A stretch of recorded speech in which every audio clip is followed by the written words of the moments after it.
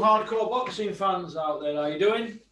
It's Big Porky here, the voice of hardcore boxing.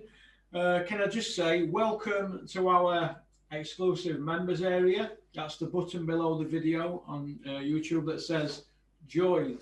It's you get a minimum of 10 videos guaranteed a month, extra than what you'll get on YouTube. Well, obviously it's still YouTube, but this is exclusive members area. It's £5.99 a month, so feel free to join. If you don't want to join and save your money, I haven't got a problem with it. There's still plenty of videos to watch on the channel that are free. What do you think to that, Rico? Yeah, look, it's a new development for the channel. I think in the past, you have said that you wouldn't be charging, but I think as you've gone up and start producing better videos, whether that be going up to Crawford Ashley's, Mickey Theo's, all this stuff, so there's more cost associated to it. So what's the idea? What's the idea behind this area, and you know what more are people going to get? So let's maybe start by the point of why did you decide you wanted to start? Tech bills basically are just gone up and up and up. What we're doing with the channel, it's become expensive. There's a lot of money gone into it over the last 3.5 years, especially the last 2 years. It's just not sustainable, I suppose, as what we were doing before, for what we put out there and for what content we do, because we're a little bit different to everybody else, don't forget. Yeah. We say the things that nobody else says. People may say it, but they don't come out and say it, do they? We do, because I'm not really bothered. I'm pretty confrontational. I don't mean say I want to have a tear up with everybody, but I'm opinionated, and I won't. If somebody said, no, Russell, you can't do that, I said, well, I will do it, and it might put people off me. I'm a bit like Marmite, I always have been. I don't really care what people think, to be honest, but I love boxing with all my heart, and I want what's best for it, and I want changes made in the industry. And this is why I've gone after certain people in the industry, board, certain promoters, certain TV companies. My main problem at the moment is the quality control of TV companies. People like Ed Robinson at Sky and whoever's Ed at BT Sport. Why are they signing off on these fights, and why are certain fights not happening? For example, like Hagler, Hearns, Leonard Duran, that era, you know, and then you've got Ali, Fraser, Foreman, Holmes, all them lot. Why are we going back and forward for 2 and 3, 4, 5 years for Manny Pacquiao and 8 years for Kell Brook Carnan? We're now into, well, it's 9 months since they said Joshua Fury was signed. But let's go back to the channel. So obviously tech bills have gone up, right? So it's become more expensive to produce this.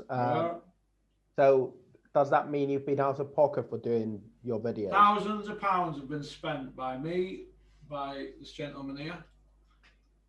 So and, you know yourself, Rico. You start. Yeah, I know. I just want to give context to people that watch it. So thousands, mate, thousands. And you obviously have sponsors, right? But I guess that doesn't cover. It's more gifts for T-shirts and trainers and leather jackets and sheepskins, all that kind of thing, watches and all that. That don't pay expenses, does it? And invoices that come in left, right, and centre. Well, I could go back to doing it in my shed. Nobody wants that. Okay, well, what can people expect? 10 videos a month. What kind of stuff? So we'll have our monthly thing that we'll be doing here, and then we'll also be doing stuff for the regular channel. Terry as well. Look at videos will be better. Just get extra content. That's all it is, basically. It's just extra content that you're not going to get on the channel. I mean, I look at other channels and that, and I put my channel next to theirs, and I think a lot of them don't do thumbnails, they don't do inserts, they're just firing stuff out left, right, and centre, and they're doing well. I mean, I looked at Coogan's videos. He averages 28,000 views a video. Right, I averaged 4,000 now last 2 months. But so he's 7 times bigger than me, but he's got access, hasn't he? And he has sponsors, corporate sponsors that there you go. Give him money, right? But has he got boxing at heart like me? Probably not. There you go. Well, look, I don't have a problem with this extra thing, and I think it's only fair that you get paid at least what you're putting in. Yeah. Makes it worth your time. And well, thank you for everybody for subscribing to this channel, and hopefully you can tell others, and it doesn't take away from the content on the other channel, which is the main thing. But I think hopefully people can enjoy it, and I think the other thing that maybe we should look to do is if people can suggest topics that we talk about. Yeah. Maybe in time looking to do like a live Q&A. Yeah. With you, me, or Terry, or whoever. Yeah. We can think about different things, because the other problem with the other channel is that it's harder to do that stuff because you have so many trolls. Yeah. Whereas there's So many trolls actually interested in boxing, interested in content on this channel. So maybe we can get some of you guys along and have more of these discussions. Well, basically what it is, if we do the live chat, because some of it I put videos out and then I'll go and answer the question. I've done it the last couple of days. You know, on the right hand side, I'll go through it all. Yeah. And they're not boxing people, are they? They're just wanted the people that are there to try and stop me moving forward. So that's where we're at. But that's okay, because I live in their heads, don't I? Now, this week, I've got some statistics here. We blocked 39 people this week, right? And out of the 39, 30. Out of the 39, 13 just set up other accounts, and then it's the same question. They ask the same question, and you look on the right hand side where it says about, and it'll say like we just had one today here, March the 6th. You just set up another account. It's not a policed, social media is not policed, is it? Now I haven't got time personally to deal with that, but other people have, but they're not going to do it for no, are they? You see where I'm coming from? No. But we're in a position now where we've ruffled a lot of feathers. We're going in the right direction now. If that's, sorry, I know if I'm ruffling feathers, we're going in the right direction, aren't we? Do you know what I mean? Yeah. I think the other thing, if people on the service now, if people can write about things they want us to discuss, so that might not be current boxing, we can talk about historical matchups. We can talk about big themes like TV networks in the UK and how it's all worked out. Yeah. So we can just focus on stuff that has a bit more longevity, and you can get different people talk about, whether it's me, Terry, Simon, who's a good guy, and anybody else. And maybe we can do where you can interview all of us for 10 minutes or 15 minutes and we all give our opinions, and that could be done together. But obviously that costs money, so that's part of the stuff that people are funding. Yeah, and there's been quite a few that have joined it last couple of days, so that's good. So this is going to be the first one on the members area, Rico. So you might not get as many views as you normally do to start with, but it's for a good cause, isn't it? As long as it's more than Terry, I'm happy. That's always the head-to-head between Terry and I. We're going to put you both out at the same time that day. Well, the one that loses has to buy the pints in the pub the next time we meet Terry and I. Hopefully, we'll meet up next month or so. Yeah, all being well. I've jotted a few things down, Rico. Should we go balls deep? 100%. Everybody, Pokemons. Hey. This is when you know you're hardcore. This is when you know you're hardcore when Pokemon. There's none left now. There's none left. They've all gone. I cherish this one. So yeah. All right, let's go. Let's go. Dylan White, Povetkin, Gibraltar, Mark Tibbs, Dean White. What do you think about that little scenario there? So are we talking about Dylan leaving Mark Tibbs or? Yeah, Dylan White leaving Mark Tibbs. What do you think about that, Rico? Over to you. I mean, look, I always thought it's probably about money, right? Mark's one of the best trainers in the country and has a good track record, and he's one of the names. I mean, I can't tell you who's the best trainer because I'm not in the gyms with people, so I can't. But his track record speaks for himself. So it's obviously easier to get Xavier Miller in. That's a lot cheaper. He used to be at IQ Boxing down here in London, training guys like Umar Sadiq and others. So he's never been a name. He's like a young trainer. So I think this is a lot cheaper for Dylan to keep more of his money. He's also self-managed in the sense that he takes a big cut of that. He's obviously has this lawyer guy that does the paperwork, who he probably pays a certain fee, but Dylan will probably now be retaining 95% of his money. And I think this is all the Joshuification of boxing, as I like to call it, which is Anthony Joshua pays flat fees for his trainers. So it's not the usual 10%. It's just a flat fee. It might be 100 grand, 200 grand, depending on where you are as a trainer. If you, Joby or my friend Angel Fernandez, or then if you are Rob McCracken, you'll probably be getting more. Then in that case, I think what Dillion's probably doing to Xavier Miller is saying, okay, for this next fight, you're going to get 20 or 30 grand. And that's a lot cheaper than giving 10% of his person. I think it just comes down to that. Is that right? No. Do you think, I think the board should, it's more important that the board steps in to protect trainers than it is that the board protects managers, in my opinion. The board's done a good job in protecting managers as long as they are board registered managers. So that doesn't include Dean White.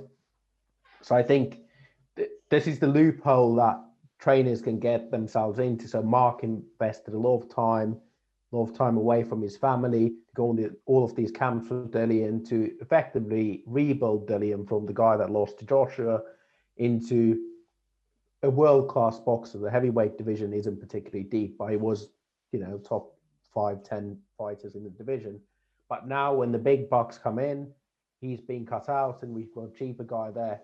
But the results did show in the last fight. I mean, he got knocked out. He was on top of that fight, but I can't see Xavier Miller telling him when to do his miles or when to do anything. I mean, it's him running the camp. And that's the problem that boxers sometimes have. They're very short-sighted that they don't see that getting rid of a capable trainer has a detrimental impact on their careers.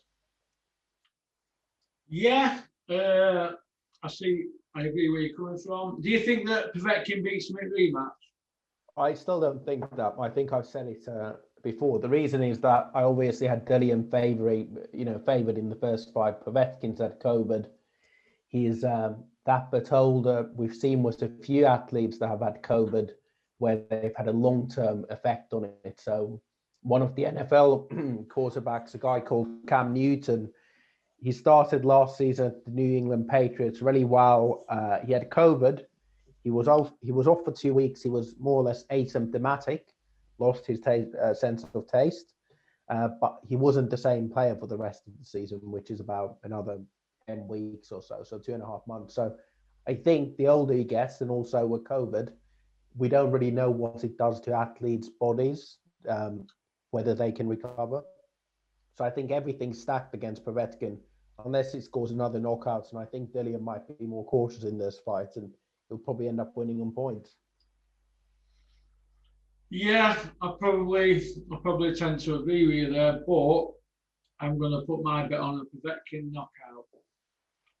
I don't think you had COVID, didn't you? So how long did it linger? How long has it lingered for you? The effects of COVID. I was really, really, really ill a week. And then afterwards, were you 100%? No, about a month. Yeah, I mean, I had it last March, about a year ago. So yeah, same thing. It probably took a month or two to get back, but that's away from the training time, isn't it? You're not peak performing in training, and Povetkin's 40-year-old, 41, 42. So, it's not ideal for Povetkin in any way, the situation, is it? No, it isn't. It's not.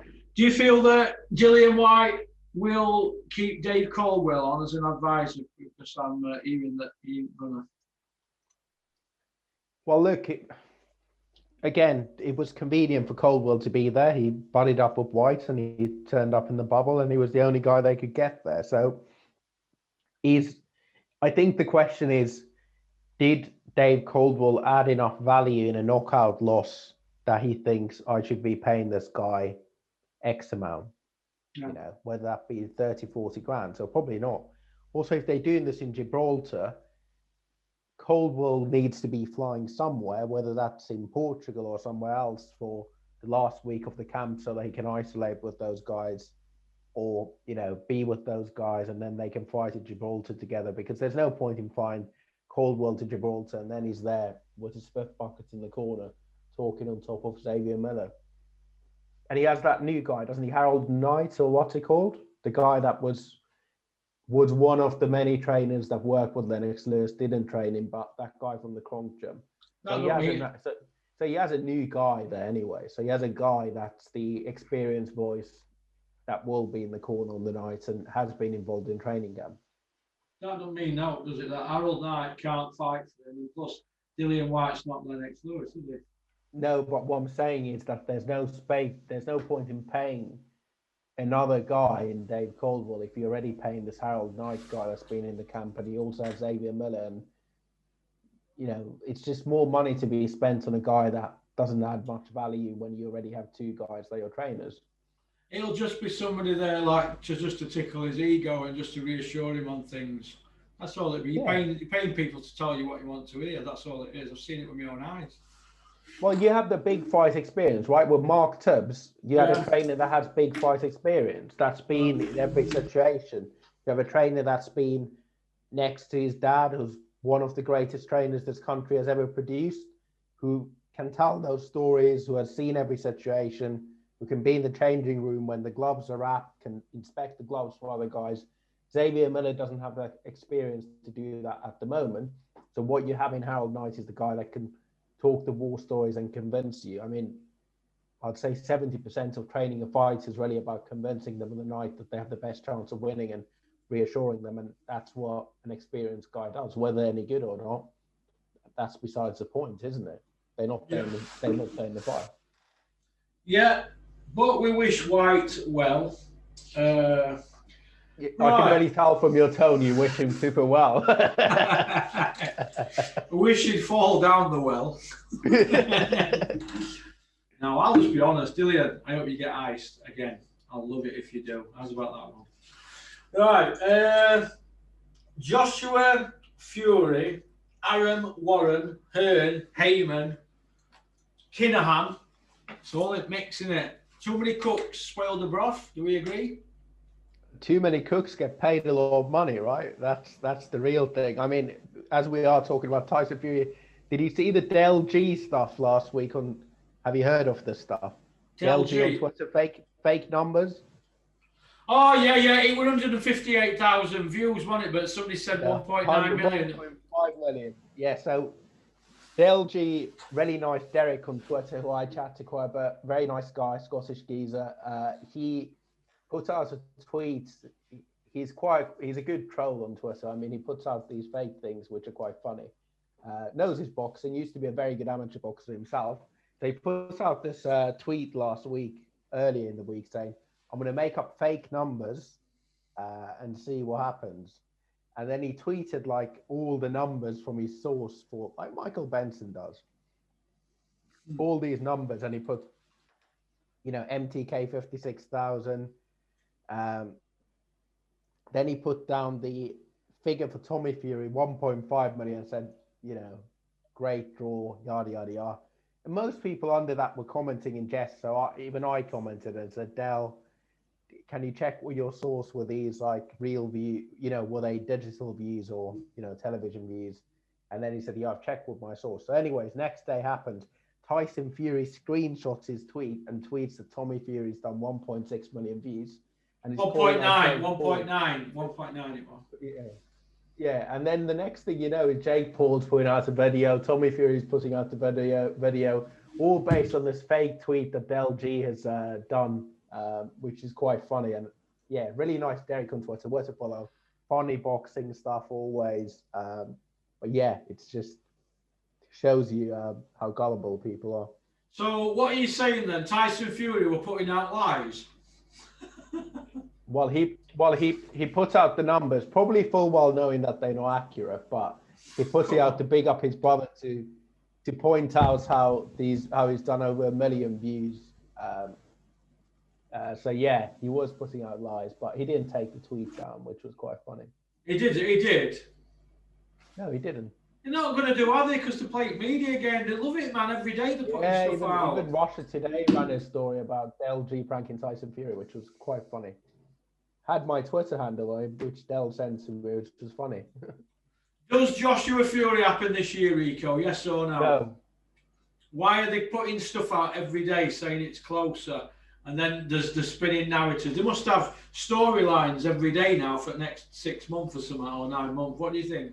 Well, it's the great con, isn't it? It's really about let's keep people preoccupied, away from Daniel Kinahan, away from how shit the boxing is. Let's keep people focused on something that could happen rather than what's happening currently. The longer they play this out, the more people are sort of willing to accept you know, they're going to slide under the radar the Parker against Chisora pay-per-view and say the winner could face Joshua or Fury winner. And all of the stuff is going to continuously happen in the background while the real fight is potentially might be negotiated. Maybe what they've done is, what they'll do is they'll agree the terms, but they won't set a date or venue. The only time I'll believe is when I see the post and I see the venue and the date, and they're both sitting on the press conference saying the fight's going to happen. Okay. Now, Tyson Fury last June said that the fight was signed and sealed, done deal, and he'd signed, and Daniel Kinahan he wanted to thank him. Eddie Ernst, it were all done. Everything's done. That's 9 months ago. Now they're saying nothing is signed and they're waiting for people to sign. So who's playing who here? Are they playing fans? I think they both playing the fans. It's not, I don't think somebody's lying because it takes two parties. They're both talking and making out as in they are the ones. And you might have seen that when Joshua tweeted that 258 management, his management company, basically saying they in charge. And now Eddie Hearn's changed his tune a bit on IFL to say, you know, 258 are handling it. Eddie Hearn's never been a manager of Joshua, so what is he signing and agreeing to? Yeah. You know, the management team needs to sign the stuff first. I mean, they might talk about the fight with Eddie, and Eddie might make the deal, you know, agree with the stuff with Sky and BT and Aram and stuff. But ultimately, what comes back, the management team needs to sign the contract for the fight and for the fight to happen. It's not Eddie Hearn that's signing anything. It's Anthony Joshua and his management team. Okay. Who wins if they fight this year? Sorry, if they fight next year and Fury's inactive, he could be inactive 2.5 years, couldn't he? Fury at straight, couldn't he? Yeah, I mean, look, then it becomes more intriguing. Joshua's always in the gym. Fury was in the gym for a while, and we saw those videos, but he looks like he's put on quite a bit of weight. You know what? The game for Team Joshua is to keep Fury out the ring for as long as possible, while Joshua's training, and hopefully make the fight where Fury's been inactive for a long time and maybe has had another sort of lapse of judgments and another sort of meltdown, and then they can take the fight, sort of fight Fury the same way how Wilder tried to do in the first fight, where Wilder basically tried to capitalize on Fury not being active for a long time or fighting against decent opposition. But what they're trying to do is to probably get the fight done and maybe do it for early next year, end of year. So Fury's been inactive for 2 years, and then try and catch him that way. Okay. Do you think Fury's going to be more training for that fight? No? He'll probably end up going to a gym somewhere in the US, or... I see him going to train at US for the fight. That's what I see him doing. I see him trying to go away from own distractions and that. Exactly. And also, you haven't seen any of Fury's sparring in the UK, whereas I know Joshua's training in Finchley at the moment. I know they've got the Peter, whatever his name is, starts with K, Ghanaian heavyweight by way of Germany, or German heavyweight by way of Ghana, and he was sparring in the last fight in the camp, a young heavyweight. So he's flown over. He's here at the moment in the UK. He's training. So they've got the sparring partners currently in the UK. So I think Joshua is actually training for a fight. Whether that is Fury, that remains to be seen. But he's ticking over properly at the moment, and he's focused, whereas Fury I'm not so sure about. All right. Billy Joe Canelo, May the 8th. Does it happen? I mean, we don't have a venue on the poster, do we? Nothing's signed. So I think that... Not Riku, I'll just stop you there. Nothing's signed as well at this present time. Look, it really depends on Canelo, doesn't it? If Canelo wants it to happen, Canelo tells Eddie it happens, and Eddie makes it happen. What do you think? Okay, move Billy Joe aside, because I personally think that Billy Joe could just quite easily, middle at camp, say, "Oh, you know what? I don't want to fight," or he could do something and the fight could be off. He could quite easily just misbehave, couldn't he? Let's back up a little bit to Callum Smith Canelo. Callum Smith took that fight at 4 weeks' notice, right? Mm-hmm. What were they thinking? Money. Do you think that Eddie Hearn got involved and got to Callum and said, look, if you don't take this, you might not get it at all? And you think that they rushed in? Because Billy Joe didn't. He sat it out and waited, didn't he? So I think we're in a bit of a different situation, because that was the first time Eddie worked with Canelo, right? So now they have some form of relationship. I think it's still fight by fight. But effectively, if Canelo rings Eddie and says, we want to make a fight in 4 weeks' time, and these things are easier to make now than ever before because you don't have the same amount of crowds. You don't need to promote a fight in the same way. So I think in his case, Canelo and Eddie Reynoso, they will just decide they want to fight on this date. It might be Cinco de Mayo, right? They might try and do it on Mexican, Independence Day in May, like they always do. But they will not give Billy Joe and his team much notice because that's a disadvantage. Yeah. Why does Canelo always want the upper hand with the dates and that? Because he only has to click his fingers and people go running, don't they? Well, dates it's obviously the Mexican holidays. So you've got the Cinco de Mayo, and then I think it's later in the year, it's Mexican Independence. So those were dates that Mayweather used to always fight on, but they are Mexican days, right?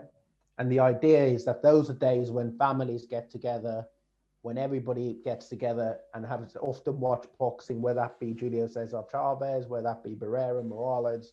So those dates are reserved for Mexican fights, and those are the biggest boxing dates in the calendar. So Canelo wants to own those dates, because owning those dates, like Oscar De La Hoya did or Mayweather, those are lucrative dates for boxing, and they work also from a scheduling perspective against other sports. So part of what you want to do in the US when you're scheduling boxing fights is you don't want to clash with the NBA, NFL playoffs. You don't want to clash with any of the big stuff. And those dates work from that perspective. So I think it's just a financial decision more than anything else, and also because he's sort of the pride of Mexico, having a Mexican fight on those Mexican holidays makes more financial sense. All right. I mean, look, if you were advising Team Canelo, right? What would you? Don't you think it's a good, from their perspective? Isn't that the best thing to do? Give your opponent as little notice as possible, and try and set 2 dates a year when we know that Canelo's always fighting on these dates. No boxing events clash, no other sports clashes. Fighters should be staying active all year round anyway, shouldn't they? It's their job. They're doing the job. Well, yes, they should. Yeah, they should. So that's obviously the other thing. The fighters should be always in shape. But from Canelo's perspective, having those 2 dates when we know like a schedule of when Canelo's fighting, same way we knew Mayweather had 2 fights a year, and these are dates he's fighting, that's better than fighting June the 17th and December the 12th, and then next year, February the 14th. Like having those 2 dates and then working around those works from Canelo's perspective. Okay. Joe Joyce against Usyk. Does it happen? Probably not. No. Right. Why hasn't it been announced already? And also, does Frank Warren have the money to put that fight up? I'm not so sure, but if it does happen, is Joe Joyce doing Anthony job? Is Joe Joyce doing Anthony Joshua's job for him? As in fighting against the guy that Anthony Joshua doesn't want to fight? Southpaw, like Ortiz, Olympian. Yeah.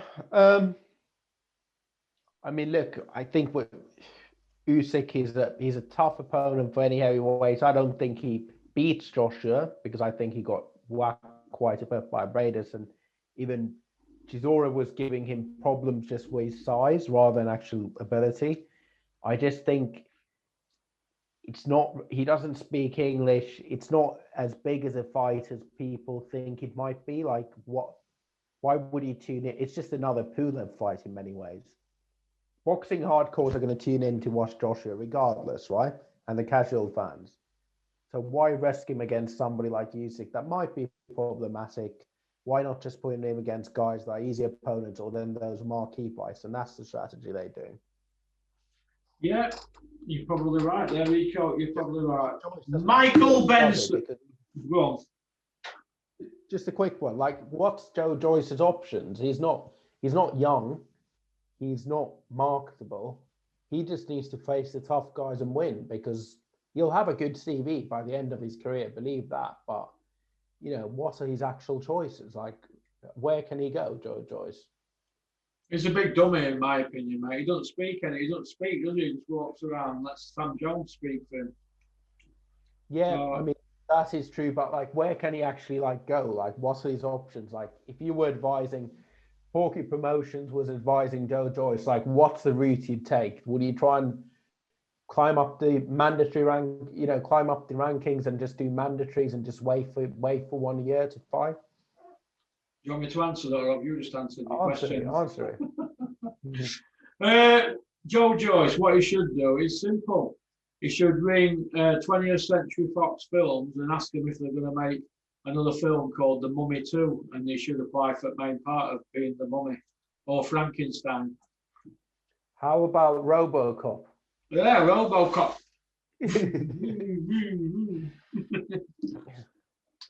Michael Benson, does he exist? Joe Gallagher's put a tweet out this morning.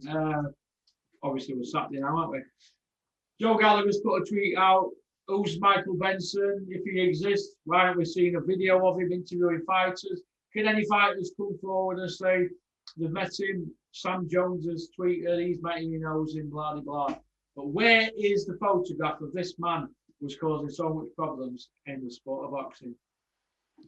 Yeah, you know what, Joe has a good point there, because he sort of came out of nowhere. I think it must be 2-3 years ago where he started aggregating boxing news. Then he writes for TalkSport. But who knows? Do you remember a guy called Consortium_11? He used to write for The Guardian. Yeah. Remember, he used to be like one of those guys that everybody knew from the forums. He used to comment on stuff, and then he wrote a few articles for The Guardian, and they sort of disappeared.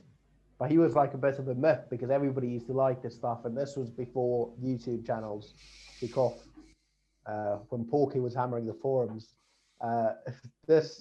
So he's a bit like that, except he has no original thoughts. He's just like a news aggregator. I think an algorithm could do what he does, but does he exist? I think he's probably somebody else in boxing. Maybe it's like somebody like Garrett A. Davis's second account, burner account, tweeting stuff and sharing information. Maybe it's just like a TalkSport made up boxing account. Who knows? Yeah, true.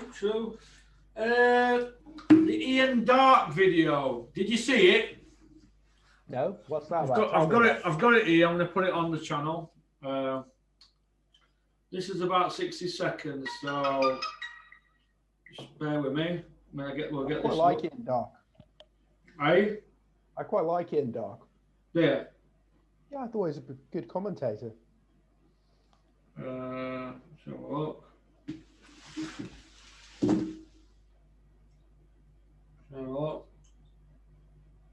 Here we go.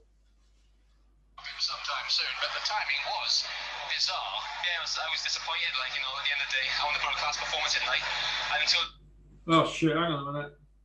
Class performance in night, and until the end, I thought I was doing the class performance. I want to do a demolition job on him at the end of the third round. The referee stopped me from doing that. Are you getting a bit fed up because they keep putting you in these high-profile fights, and then everybody moans about the quality of the opponents and said, "Oh, well, what's Joe Calzaghe proved now?" I mean, what's your reaction to all that? It's nothing to do with the class of the opponent. People are saying that, but people don't realise just how good I am. And until I'm fighting for a world title, then they're going to see what Joe Calzaghe's all about, because I'm going to destroy anybody who's going to get in the ring with me. I'm only on 70% so far. When I get that world title fight, that's different. You're going to see power. Well, let's bring in Frank Warren here, who's signing off microphone. friend, there was nothing wrong with that opponent. Explain. Exactly. He set about him in the first round. He caught him a lot of shots and took the fight out of him straight away. Amaril's has been a good fighter. This is Torres, you mean? Sorry, Torres has been a good fighter. 46 fights, lost 2. Was ranked number 1 in the world, and he's ranked by every organisation. Yeah, but he shouldn't have been ranked number 1 in the world. We saw him in Milan, Frank. He should not have been ranked number 1 in the world by the WBA. You know that, and I know it. Not by the WBO, it's by the WBA. WBA. And he's ranked by all the organisations in their top 20s or top 12s. Every organisation has him ranked. Well, he didn't look as if he should have been, frankly. Well, you're saying that Joe, the opponent that Joe had in front last night was no good. I don't think he was a particularly great fighter. I'm not criticising Joe's performance. He's done the job, but I don't think that Luciano Torres is going to enter any Hall of Fame. I'm not saying he is, but Joe Kawasaki is the type of opponent he needed at the time, and he took the fight out in the first round. I think you're very too critical. I don't think that's a problem you got with him here. Everyone's jumping on the bandwagon to say, when Nassim Hamid, all the doubters in the early days, and then he produced the goods at the end. And I think you're doing the same thing again. You are taking away what the boy did in the ring. He did all he could do, all his arson, quality fight. It's a shame the referee stopped him prematurely. Frank, let's come in here. No criticism intended at all of Joe Kawasaki. He's done the job, and he would have stopped the guy probably in another round. I think there is a bit of a question mark about the opponent. Let's move on from that. When is Joe then going to have the big acid test, meaningful fight? I mean, Right, the point I want to make, Rico, with that is, when was the last time we saw Bean or Bunce put it on Frank Warren or Eddie Hearn, you know, on Sky and BT? When was the last time we saw anything like that? You know what? Good you made that point. I thought you were going to say that's out of order, and I thought that was perfectly valid. Yeah, they don't do it because they cheerleaders.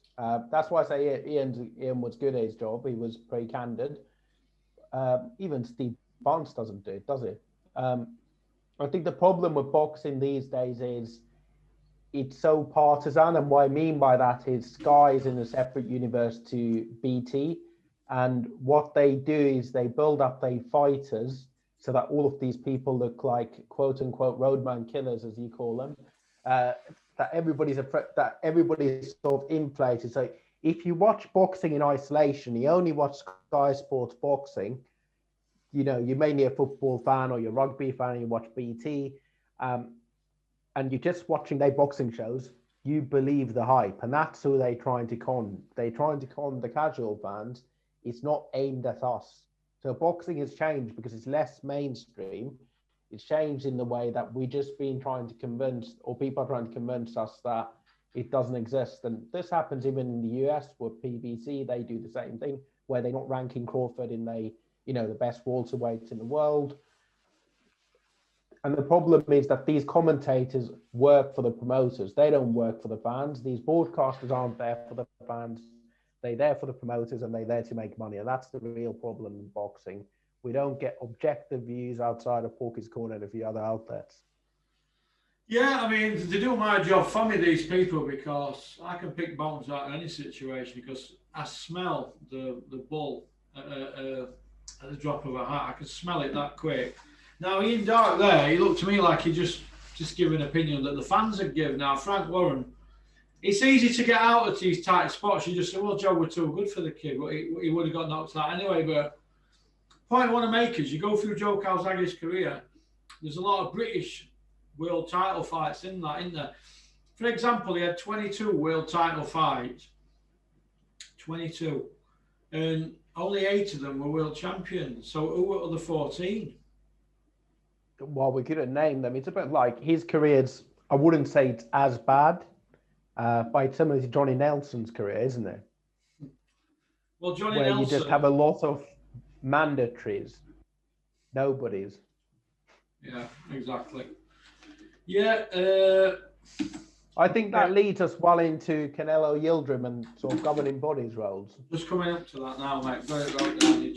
And you want to swap chairs? Should we swap chairs, Rico? All right. Let me drive down to Rotherham in that case. Can you drive, Rico? I do drive in Finland. I don't have a car here. Yeah, you city boys down London don't have cars, do you? You know why? It's well, parking's expensive, one thing, and the other thing is when we do go to the office, you catch the train 5 days a week. So what's the point of owning a car? I see where you're coming from, yeah. Okay. So, what do you make of it? Yeah, well, I've lived in London, and when I was a teenager. I've never lived in there since. But contrary to what people say on social media, that I do not live in London or Sheffield. I mean, not with accents. Not with this accent, no. Funny actually, because after a couple of months when I lived in London, I lived in Wembley Park, and then I lived in Earls Court. And I went to Earls Court first and then Wembley Park. Anyway, to cut a long story short, I had an auntie in Wembley Park. I stayed with her smack opposite Tube Station. And I used to go work in Earls Court, and then I actually had got a place in Earls Court in an hotel. Just a little, like a real bedsit thing with a shower. So I worked in an hotel when I was at school, but what I want to make is my accent changed. Your accent tends to change, because you're around. Were you sounding like Mark Tubbs in that case? All right, geezer. No, I wasn't like Mark Tibbs. I wasn't like Mark Tibbs. Nobody's like Mark Tibbs. Mark Tibbs' rabbit went missing last night. He's been in bits. They found it this morning. But his kid was crying his eyes out. But his missus found the rabbit this morning. So Mark Tibbs is having a great day this Saturday morning. But Mark Tibbs had lost his rabbit. But Mark Tubbs once called me. I messaged him on Twitter about something, and then I gave him my number. And I was on the way to work on a train, and I get this call from a number I don't recognize, and it's like, "All right, geezer. All right, Rico, it's Mark here." And for some reason, I put on this London accent. "All right, Mark, how you doing, mate?" And I don't know why I did it, but the way how he speaks, he like tried to speak like a geezer back to him. Yeah, he's got his proper East End, doesn't he? Proper Cockney. But I wasn't like that. But there were a few things starting to change, because when I came back up, this is in late 80s. This when I was a teenager. My mates said you've got a bit of a twang. I had a bit of a twang. You weren't saying rate, were you? You stopped saying rate. I was saying things like motor, for car. yeah, motor. And things like that, and a couple of jars instead of a couple of pints. Yeah. And pie and mash. Obviously, these were in the days. I was still about 11 stone then, but these were in the.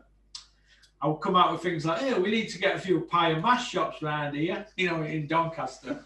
Basically in Doncaster, that's a cafe that you go into and say, "Can I have pie and mash?" But down there, they do have pie and mash shops, don't they? Yeah, and liquor, pie, mash, and liquor, isn't it? Yeah, when somebody first said, "I said, liquor, what's that? Is it like all crushed up vegetables?" Isn't it like it's a green sauce which has tarragon, doesn't it? It's quite. I'm not a fan of it myself, but jelly deals. Ever had jelly deals?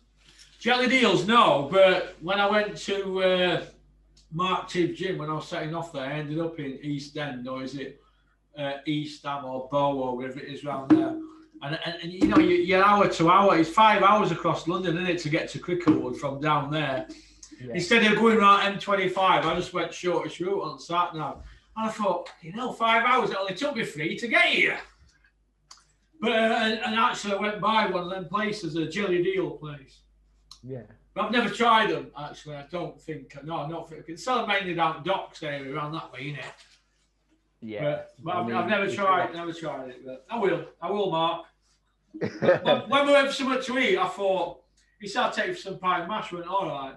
And I thought, well, I hope he doesn't take me for jelly deals, because they look a bit slimy, don't they? But we ended up in a Turkish restaurant. So, Mark Tibbs, you still owe me some pie and mash. Back to Canelo Yildirim. Canelo Yildirim, Rico, what do you think? I think, look, Canelo did what he had to do. It was glorified sparring. Yildirim was coming off a loss to Dirrell. Somehow they managed to get him to #1 mandatory position, which I think just talks about the problem in boxing, which is mandatories are a good idea in theory. I think the IBF enforces them quite well. Occasionally get your Leonard Bundu or Jojo Dans in those positions, but actually WBC, WBA, terrible in enforcing, terrible in ranking fighters, which means that the mandatory, the idea that if you're a good challenger, you can challenge a champion because you've got a claim for that. What they're doing now is slipping people up the rankings. And we saw that with Who was it we were talking a few months ago? Martin Murray. Yeah, Martin Murray. We saw that. Yeah, we saw that. But now in Yildirim's case, he was number one, coming off a loss, and he's facing against Canelo. He got a nice payday for that.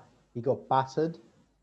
He got absolutely destroyed, and he quit the fight. And Canelo made a few million, and it's all a bit of a grift, isn't it? As our friend Terry would call it, a grift. Yeah. When they know they can just try and milk DAZN as much money as possible, Team Canelo. And DAZN signs off on these weak fights that Canelo can go around the world beating up substandard opponents. And by that, I mean particularly guys like Yildirim, not Buddy Joe or Callum Smith, who are class fighters in their own right. But this is the guy that got stopped by Chris Eubank Jr. 3 years ago in a hellish uppercut. Gone up, he's probably gone up from middleweight. He's not even a contender. I mean, he's a fringe ball. He's a Euro level fighter, isn't it? Yeah. Yildirim, do you see him winning a world title? I don't. No, I mean, look, he's not even as good as Chris Eubank Jr., and that says it all. I mean, Chris Eubank Jr. is fringe world level, but BoxRec have Yildirim ranked at number 45. So what's he doing fighting the number one pound for pound guy in the world? Look, John Ryder had a bigger claim for that fight. I'd rather have John Ryder than Danny Jacobs. Yeah, Rocky Fielding had a bigger claim. He was a regular champion at that time. Yildirim, I don't think Canelo would even have him for sparring, if I'm being honest. High guard, couldn't see anything, blocking his own view, taking punches. What was he hoping? Canelo's going to tie out in a 12-round fight? What was the game plan? What were they there to do? Yeah, it were poor from DAZN and Eddie Earn and all that shower involved in that, wasn't it, really? Bit smelly, wasn't it? Yeah, look, I don't mind, if the main event's that one-sided, at least make sure that the guy that's mandated has earned their right to be mandated for a fight like that. And that's the point where the governing bodies or the sanctioning bodies let themselves down, because they don't have proper processes of how they sanction these fights and how people move up and down in rankings, and it's not particularly transparent, and that's really where the problem lies, the lack of transparency throughout the whole process. So it means that you have guys that are slipped in to fight against other guys so that everybody can make money. I bet you after that fight, Canelo and Team Yildirim were all in changing rooms having a joke and laughing about how they've conned the public. Okay. Purse bids. Eddie Earns lost another purse bid. Mr. Billionaire, Billionaire Eddie. Yeah. Okay, let's get your view on that. Obviously, Triller won the purse bid for Teofimo Lopez against George Kambosos, the guy that beat Lee Selby. Just scrolling to see the official purse bid. But I think 6 million. 6 million. Yeah, 6 million minus promotional costs. So this is a new platform coming on to boxing. Do you think purse bids are good? And do you think we should have more purse bids for these big fights? Or do you think they're not a good way of conducting stuff? Right, what's the point in having mandatories, right? Fighting your way up to getting the number one spot if they're just going to do what they want and call it unification, or they're going to carry off like that. For example, let's back up just a little bit. Josh Waddington, right? Mm-hmm. And who was the other guy? Kid Galahad. Yeah. Eddie Earn didn't even bid on that. They were both his fighters, am I right? Yeah, but let's focus on the fact of, we've had a guy that's a unified world champion that beat Lomachenko. He'll be making a career payday out of this if it ever happens. I'm not convinced it's ever going to happen. And another kid from Australia that probably deserves at least to be mandated there for beating Lee Selby, and he's a good fighter in his own right. But do you think this way of it's good for boxing that we have more purse bids so that the highest bidder gets these fights rather than these purse bids? Like you'll know this, and most of the viewers will know this. Purse bids, they don't happen because it's cheaper to do a fight, and you don't need to reveal financial details. If you do it behind closed doors, And also, it's easier to win a purse bid as a promoter for one of the fighters because you can negotiate less money for the fighter, and you can put a higher bid in without actually paying out the full amount. So why are we having them then if it's corrupt? I wouldn't say it's corrupt. It's just another way of doing it. But I think, in my view, I'd like to see more purse bids because I'd like to see fighters get paid better from them. And also, I wouldn't want to see, if it's a good fight, I'd like to see others be involved in that process of making the fight and paying the fighters more. Let me just stop you there, Rico, for 1 minute. You just said it's not corrupt. Well, the WBC, the WBA, the WBC, WBA, WBO, and IBF, they all have mandatories. The IBO doesn't have them. Do we agree on that? Yes. Right. So let's move forward then. Right. Those 4 governing bodies have mandatories. You're in the top 15. You work your way up to number 1. You are then mandatory. You can park your bum. Am I correct? That's correct. And why is it then, when we get down to the purse bid, they don't go to purse bids? They arrange something in a back room. So what's the point in having their rule books, if they're just going to do that? It's defeating object, isn't it, of purse bids? That's what I'm saying is, I prefer if every fight would go to a purse bid and we'd have more purse bids so that more networks could bid for fights and more promoters, rather than being more of these deals that happen in boxing all the time where mandatories get underpaid for fights. So who's at fault then? Who's at fault then? Well, it's probably the sanctioning bodies for actually having allowing it to happen. Yeah, if it was up to me, every single mandatory fight has to go into purse bids. But what about when we get Eddie Hearn and all the rest of them, all these other promoters coming out and saying, no, we're going to purse bids, we're number 1. They want it on the other side of the coin then, don't they? But then when they're the champion and somebody's coming up down the lane, we don't want to fight him, we'll do a unification like Usyk, Joshua. But when Canelo's told he should fight so-and-so and so-and-so, he's like, oh no, I want to fight my mandatory Yildirim. So they want to take it one day and other days they don't. They can't have it both ways. No, I mean, the system allows, they facilitates for that. Obviously, if, let's say, Canelo Yildirim goes in the purse bids, you would see potentially ESPN bidding for that, DAZN bidding for that, and you could see Fox bidding for that. And that means that you get the true value of the fight. I think the other problem in boxing that we have is purses are inflated. Does Joshua deserve 25 million for facing Andy Ruiz on DAZN in Madison Square Garden? Probably not, does he? He doesn't deserve that. Not because he doesn't deserve it, but I'm just saying it's not, the fight isn't valued what it is, and that creates purse inflation. When the top guys are getting a lot of money, it means that it's harder to make fights lower down, and people like Dillian White end up fighting against Chisora, Parker, and these purses become inflated because the top end money becomes so high because it doesn't go to purse bids. Correct. Okay, then last couple of things. Graham Souness on Sky said about Liverpool, and obviously Chelsea, Liverpool. Why don't we get that in boxing? Why don't we get pundits setting about fighters in boxing and promoters and saying what's going on? Why is it left to me? Well, I think it's back to a point that we were discussing offline. It's not in Sky's interest to criticize their own fighters because these are their assets, aren't they? So every fighter that's fighting for Matchroom is a Sky asset. So by criticizing them, they devalue the asset. So what they're doing is, if anything, they're inflating them. Whereas the Premier League, you've got set fixtures. Even if Sky own the rights for most of the games, even if Graham Souness is criticising Liverpool, it doesn't mean that Liverpool will refuse to play on Sky. It doesn't mean that the game isn't going to happen against whoever that might be. Whereas in boxing, people are so sensitive that if you're criticising somebody, the next thing you know, they'll be wanting you off the commentary because they'll be trying to stop. And this is where promoters and boxers have too much power because the people actually paying for this is you and I and everybody else watching this channel. We pay for it through our Sky subscriptions, through our pay-per-view buys and everything else. And what they're really doing is they're selling these guys so that they can get them on pay-per-view to make more money for Sky.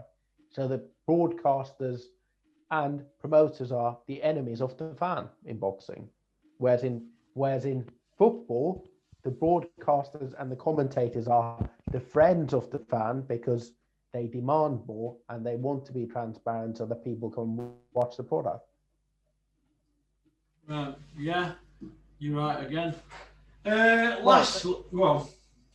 Think about these terms, right? When you have Conor Benn against nobody, that's the equivalent to Crystal Palace against Burnley. Imagine if everybody on Sky were hyping and saying that this could be the most important game of the year. This is a great match when he ends 1-0 to Burnley. This is a great result for British football. That's what's happening in boxing. Yeah. Okay, moving on. Wilder, last question. What next for Wilder? And Bob Adams says this legal issue is over. Shelley Finkel says it isn't. So what's going on here with Wilder and Fury? Is that good fight going to happen? What's the common denominator in this? Because they've been out at ring 13 months, haven't they now? In one part, he says that the legal suit isn't over. Then it's probably not over, right? If I'm suing you for something, and you saying the court case is over, it's up to me to continue that lawsuit. So it's not over, is it? Why has Fury not got a date if this lawsuit's over? Why has Wilder not got a date if this lawsuit's over? This is the most he's ever been active in his full career since 2008 when he turned pro. And Fury, he's been inactive quite a few times, but this is nothing new to Fury, is it? Well, they don't have a date because the moment they get a date in the diary, they lose the claim for the rematch, don't they? Yeah. I think this is another hurdle for the Joshua Fury fight is somebody's going to have to pay off Wilder to drop the lawsuit. And that's what Team Wilder's playing. And Fury's saying he's getting out. Yeah, of course Fury is going to say that, isn't it? It's part of the game, right? The moment you start agreeing that he's going to get something is the moment when suddenly you're going to have to be paying Wilder 3-4 million on the side to get a fight made. Yeah. Exciting times ahead, Rico. This is why we love this sport so much, Johnny. You going to watch the netball on Monday?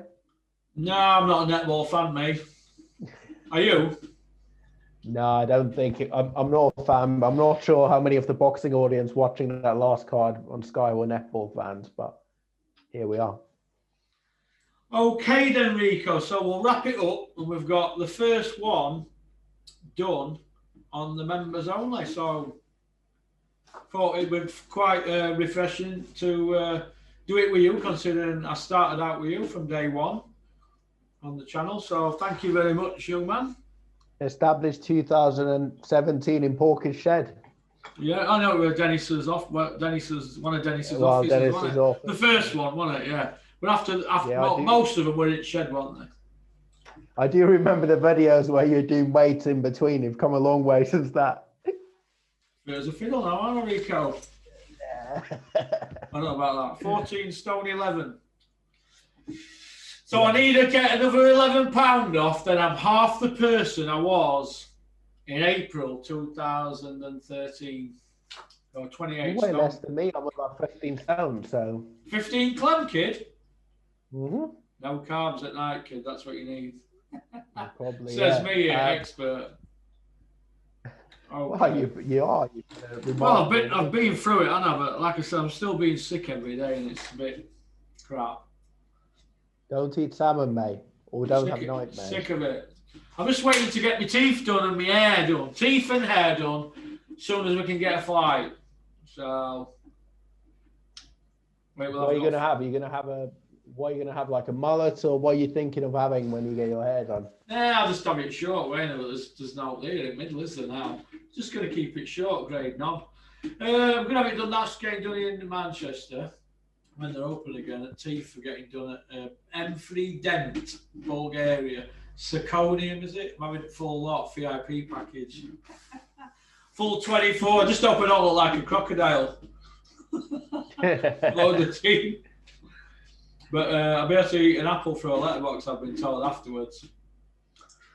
As long as I don't look like Sonny Edwards, I'm happy. We don't mention that name on this channel. No, we don't know. Okay then, that is it. So, thank you very much, Rico. Have a great weekend. And I am now 20 past 2 on a Saturday. I am done until Simon Thompson tomorrow morning on Zoom, 11 o'clock. Simon. All right, Simon. And just final notes, everybody, thank you for subscribing. And also, let us know in your comments if you want us to discuss specific topics, feedback, what you'd like, whether that be a live sort of Q&A type thing, whatever people want. I mean, that's what this platform is for. It's away from the trolls to actual boxing fans. No problem. That's true. Yeah, thank you for liking and subscribing, leaving a comment, and if anybody would be interested in coming on the channel on Porky's Corner, the email is porkycorner@mail.com. But I want to thank everybody who subscribed. I know it's a lot of money in a pandemic, but it could have been a lot more. But I went into bat for you all. I got it down to $5.99. So I'm quite proud of myself for doing that. It's not the way we wanted to go, but it is what it isn't. So peace out. Thank you, Rico. Keep and don't have nightmares. No, you always have to nick my line, you. Cheers, mate. Cheers, bye. Well, that was Rico from Finland, living in London, ripping it up in Croydon, South Croydon or wherever. And that's about it for the weekend. We had a great week. Manchester Tuesday, wasn't it? Mickey Theo interview Wednesday. Mickey Theo interview Friday morning. Part 3, I think that's up tomorrow, Sunday. And that is it. So peace out.